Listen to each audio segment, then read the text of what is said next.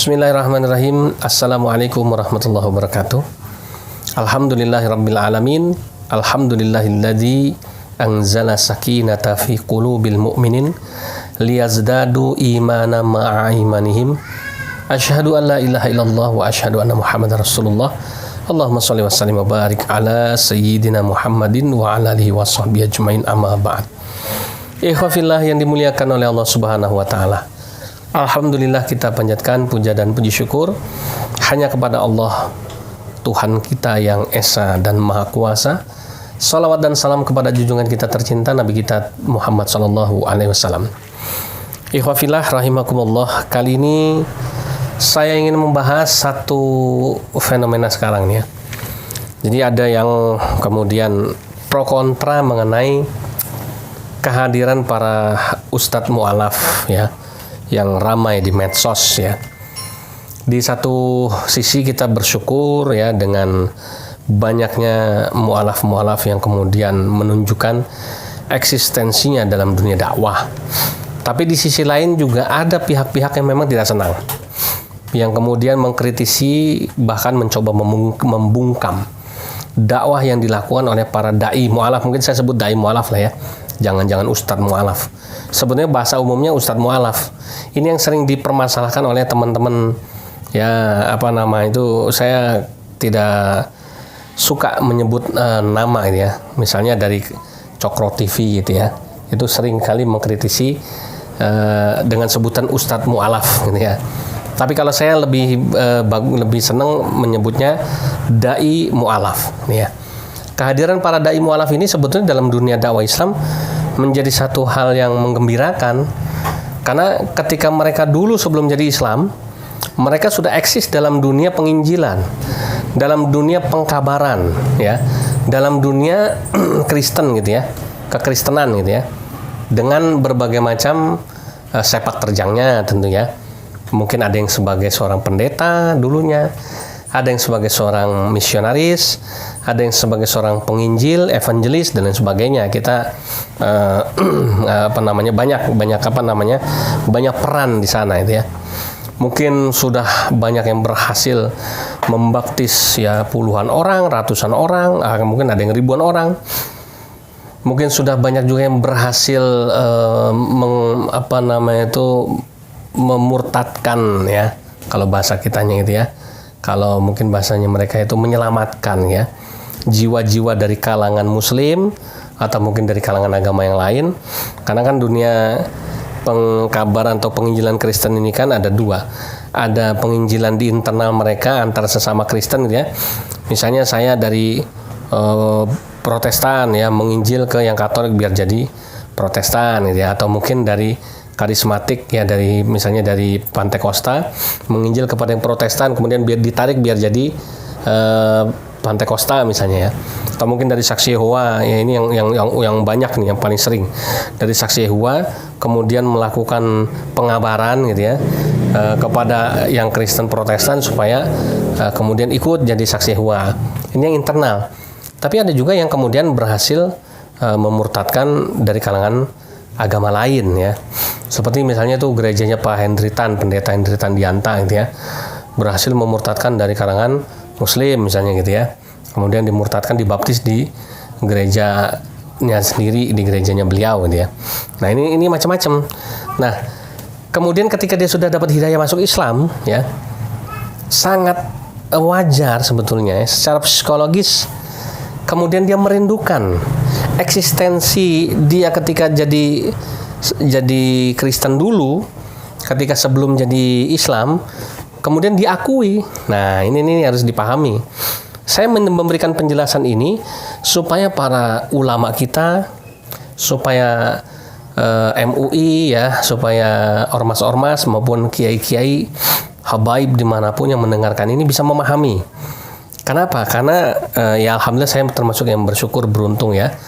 Saya bersyukur alhamdulillah ketika saya masuk Islam, saya diberikan kesempatan belajar secara luas ya, entah itu di pesantren maupun di sekolah tinggi agama Islam.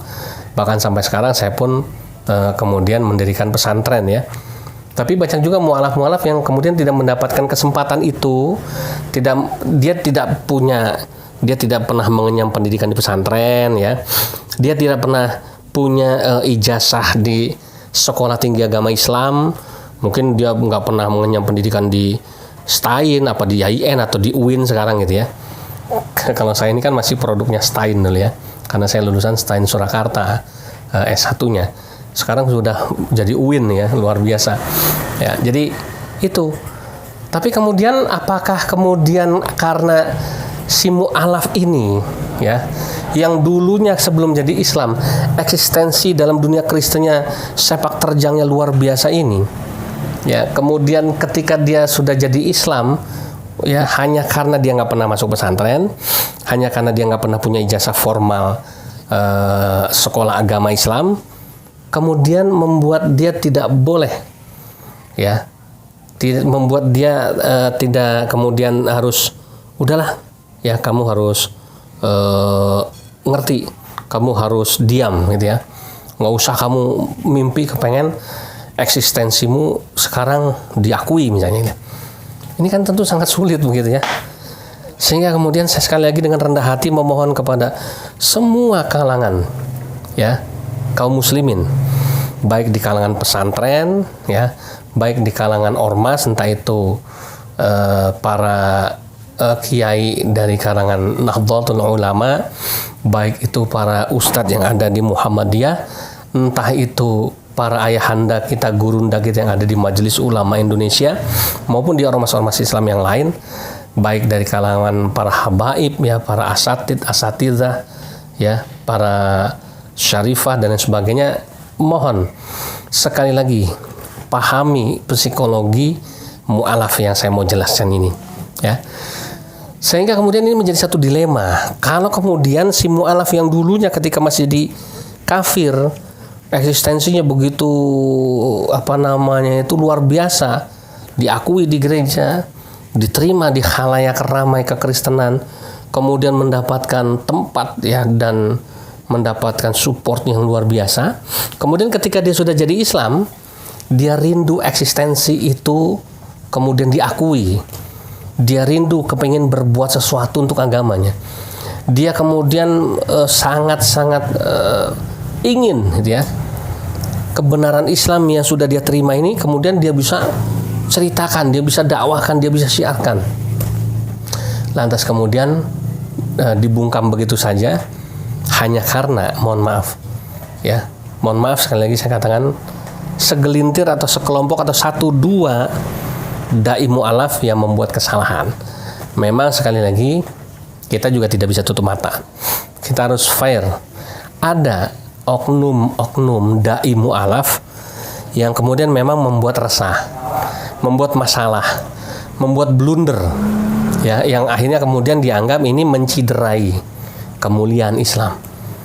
Ya, tapi kalau di sisi lain begini, seharusnya, ya, kita saudara-saudara muslim yang lebih senior, para kiai, para asatid, para habaib, para guru-guru di mana berada, ketika mendapati mu'alaf-mu'alaf yang bikin blunder, yang bikin masalah, yang mungkin dianggap menciderai kemuliaan Islam, seharusnya kemudian buat kita lakukan mekanisme menasehati dia, menegur dia, ya, membina kembali dia. Harusnya seperti itu. Kecuali kalau dia sudah menolak, tidak mau dikasih tahu, masih ngeyel, nah ini lain lagi, ya, biarkan saja, nanti pada akhirnya dia akan jatuh sendiri, kan begitu, ya, dia akan bikin malu dirinya sendiri, kan begitu. Tapi sekali lagi, jangan karena nilai setitik rusak susu sebelangga, ini kan begitu. Oknum-oknum mu'alaf, dai-dai mu'alaf yang kemudian dia nggak bermasalah, ini kan cuma satu dua, ya, sementara banyak dai-dai mu'alaf yang kemudian mengharumkan nama Islam, yang membuat kita bangga. Janganlah kemudian hanya karena gara-gara oknum-oknum, ya, orang-orang yang tidak suka, musuh-musuh dalam selimut, orang-orang munafik yang tidak suka pada kebangkitan Islam, yang tidak suka pada kebangkitan mu'alaf, ya, yang tidak suka pada kebangkitan Islam yang mungkin bisa jadi, ya, dirintis oleh para mu'alaf ini, ya, yang kemudian membuat para kiai, para ustadz, para dari kalangan pesantren maupun ormas, ya, kemudian akhirnya terpengaruh, ya, yang akhirnya kemudian ikut membungkam eksistensi dakwah mu'alaf secara umum. Nah, ini yang berbahaya. Ya. Tapi kemudian saya juga mau menyampaikan juga ini untuk para dai mu'alaf teman-teman semuanya ya, saudara-saudaraku sekalian ya, yang kemudian ingin eksistensinya diakui di kalangan ulama kita, di kalangan umat Islam kita, bisa diterima di semua kalangan. Ya. Yang pertama yang harus antum lakukan, memang ada syarat yang nggak sembarangan. Ya. Kita juga harus memenuhi tuntutan-tuntutan yang dipersyaratkan oleh para alim ulama kita, oleh umat Islam, sehingga kita mau mengekspresikan eksistensi dakwah kita ini nggak sembarangan. Tidak kemudian asal-asalan. Tidak kemudian menurut nafsu kita. Ya, harus mengikuti prosedur yang benar. Bagaimana caranya? Yang pertama, belajar dulu. Itu ingat ini. Ya, jangan pernah mimpi mau eksis dakwah antum kalau antum tidak pernah menyempatkan waktu untuk belajar Islam.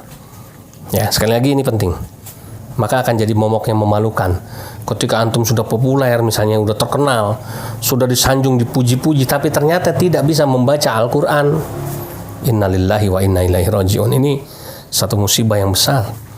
Ya, jangan bangga dengan eksistensi dan popularitas, tapi harus diiringi dengan kualitas. Buat apa antum bangga, saya dulu Kristen begini, saya dulu waktu jadi kafir begini. Tapi setelah jadi Islam, apa yang antum sudah perbuat untuk agama ini? Ya, cuma numpang populer di Islam buat apa? Cuma numpang terkenal ya, untuk ya kemudian dipuji oleh umat Islam buat apa? Kita jadi Islam bukan untuk terkenal, bukan untuk populer, bukan untuk dipuji. Kita jadi Islam ya karena kita harus bersyukur atas kebaikan Allah, dan kita harus tunjukkan rasa syukur kita ini dengan kemudian menyampaikan berita tentang kebenaran Islam ini. Jadi yang pertama, belajar, masuk pesantren, paksa diri antum untuk mau belajar, cari murabbi, cari guru, ikuti halaqah, ikuti liqah, ikuti kumpulan-kumpulan majelis ta'lim apapun itu namanya. Ya. Belajar, cari guru. Ya, saya kepengen mau berguru sama Habib A, silakan. Saya kepengen jadi Islam, saya mau belajar di pesantren B, silakan. Saya kepengen belajar di majelis taklim anu, silakan. Ya, dan belajar ada sistemnya, nggak salah-salah, nggak cuma ikut pengajian biasa masuk kuping kiri keluar kuping kanan. Betul-betul ditarbiyah, dididik antum itu, diarahkan, dibentuk betul-betul menjadi seorang muslim yang mengerti tentang makna Islam yang sebenarnya. Itulah fungsinya murabbi, itulah fungsinya belajar. Ya. Jadi tidak juga kita kemudian menyalahkan para saudara-saudara muslim kita. Saya mau dakwah kok dihalang-halangi, ya. Saya mau menyampaikan Islam, tapi kok saya malah dituduh ya mencemarkan nama baik Islam. Ya iya, kalau kemudian dakwah tanpa ilmu mau apa yang mau diharapkan? Ya. Sementara yang berilmu saja mau berdakwah itu harus susah payah. Masa nggak punya ilmu apa-apa, cuma modal dengkul, ya, cuma modal gelar mu'alaf doang, ya, mau diakui eksistensinya, ya nongseng namanya itu gitu ya, kalau kata siapa itu orang Betawi gitu ya. Ya, jadi pertama belajar, yang kedua, ya, dapatkan legitimasi untuk berdakwah sehingga diakui. Yang paling gampang adalah ya tadi masuk pesantren, lulus nanti pasti dapat ijazah. Ya, masuk sekolah tinggi agama Islam, belajar, lulus pasti dapat ijazah. Nah, ini ya, ketika ada ulama, ada habaib, ada alim, ada lembaga Islam yang kemudian menanyakan, kamu berdakwah, ya, mana legitimasi kamu? Wajar, tidak salah, ya. Kenapa? Orang yang berdakwah itu nggak sembarangan. Tanggung jawabnya dunia akhirat.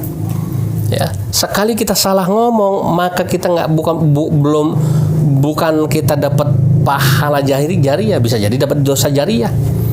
Ya. Jadi kalau orang tidak berilmu, tidak punya legitimasi, tidak punya, ya, apa itu namanya itu, tidak punya yang namanya, kalau ibarat mobil itu ya, ada kartu garansinya gitu ya, ada suratnya gitu ya, tidak punya legalitas. Nah, susah bener ngomongnya dia. Kalau nggak punya legalitas, gimana kita mau diakui? Ya, sehingga dapatkan legalitas itu dengan apa? Ya memang harus berjuang, harus orang belajar itu. Saya katakan sama mualaf-mualaf yang belajar di pesantren saya, tantangannya orang belajar itu cuma satu, sabar atau enggak. Kalau nggak mau sabar, ya sudah bubar. Tapi kalau mau sabar, maka kita akan dapat yang kita inginkan, gitu ya. Dan kita akan tahu apa yang diinginkan oleh orang dengan belajar itu. Kita ini orang dakwah ini kan tidak cuma menyampaikan apa yang kita inginkan, tapi kita juga harus tahu apa keinginan orang yang kita dakwahi. Kalau orang yang kita dakwahi itu inginnya supaya tahu bagaimana Islam yang humanis, maka ajarkan Islam yang humanis. Kalau orang yang kita dakwahin ingin tahu Islam yang rahmatan lil alamin, sampaikan Islam yang rahmatan lil alamin. Kalau yang kita mau dakwahin ingin tahu bagaimana ketegasan hukum-hukum Allah, sampaikan. Nah, ini gimana mau memenuhi keinginan jamaah dan keinginan orang yang kita dakwahi kalau kita tidak pernah belajar dan tidak pernah mendapatkan legalitas atau pengakuan secara formal.